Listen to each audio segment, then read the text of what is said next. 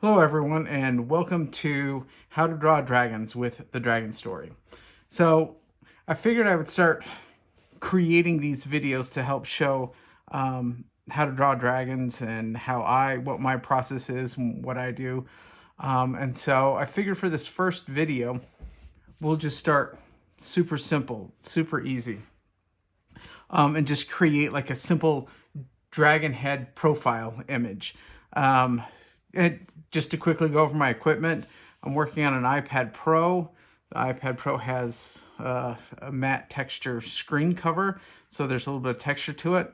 The Apple Pencil and this little glove thing so that my hand doesn't draw on the canvas. So for today, I just figured I would just start drawing a standard dragon. And a lot of times I look at animals for reference or inspiration. I figured something kind of more like a dog type of inspiration is kind of what I'm thinking.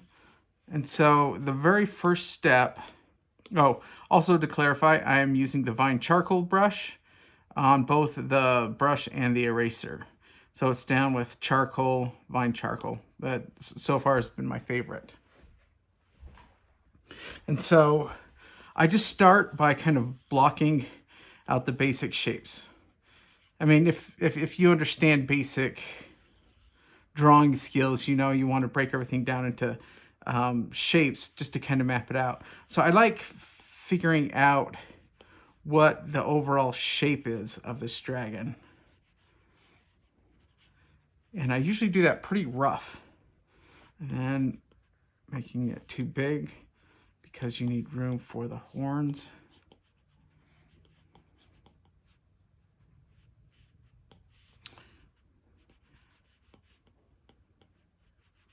Because you want the shape to feel somewhat dynamic. So I'm just blocking out kind of the head structure and the neck, how the head connects to the neck, because you want to make sure these muscles connect.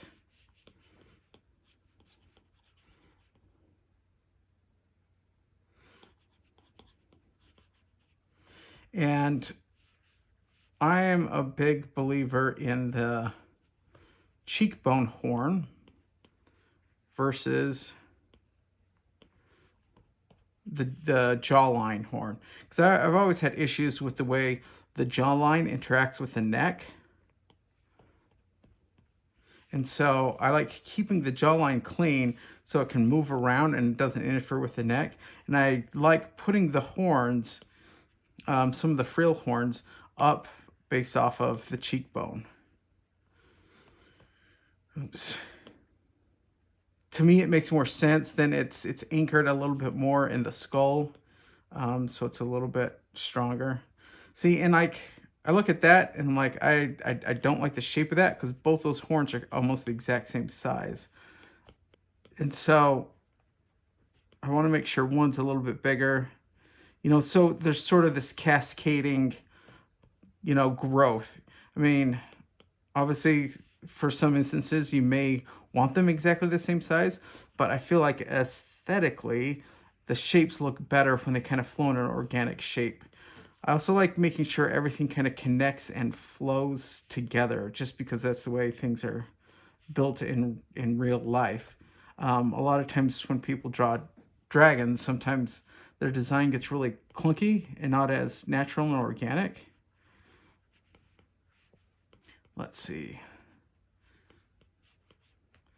He'll have a medium length horn there and maybe another sub horn that comes right there. I kind of use this mouth and design, based off of like maybe a Komodo dragon or something. I also like making sure the eyes are expressive. Like this particular one, since I'm kind of basing it off of a dog design, it should feel warm and inviting. And then there's usually, some loose skin around the neck. And I try and determine, we'll keep it pretty simple this time. Maybe he just has a single row. Maybe there's like some bumps.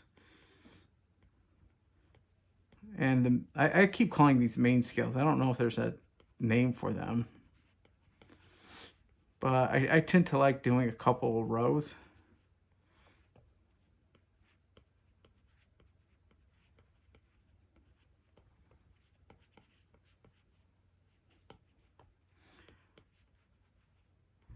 And so once I get it like that, establishing the spine and neck muscles, I think, is really important, because that helps your dragons feel like they have structure. You know, they're not loose and flowy.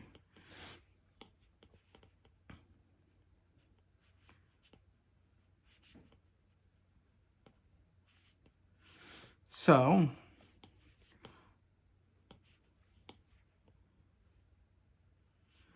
once I get to that point,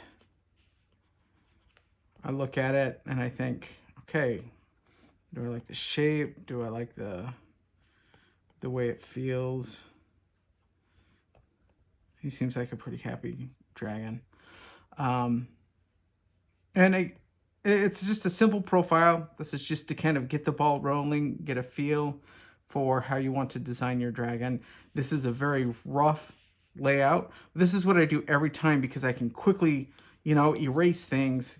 You know, maybe I want to give him like a crazier horn pattern or something like that.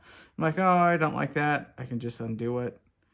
I mean, it's pretty easy to explore and experiment. You know, maybe I give him some extra scales, or maybe I want, you know, the mane to extend further, and so I can kind of map that out.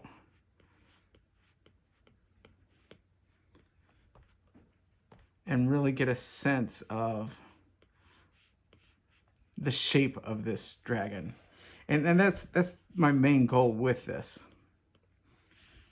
Keeping it rough, keeping it loose, just capturing the essence. I mean, you'll see how rough and just, you know, and sometimes my rough sketches aren't this rough, but sometimes they are. Sometimes they're a mess.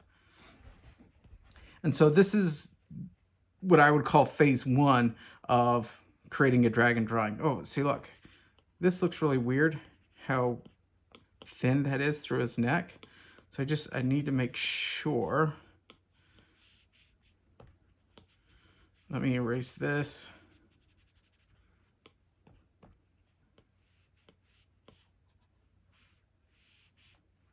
Because you want to keep a good distance. You don't want things getting too thin. Otherwise it feels like he's not real. See, and then sometimes there's little discoveries like this. You're like, oh, maybe he'll have some like scales protruding out right there in the front. Okay. I kind of like that. So that's phase one, the rough sketch, blocking it out, capturing the shape, getting a general sense of anatomy and layout. And once you do that, you can experiment, play around tons, but then the next step is line work. And that'll be in the next video. Thanks for watching.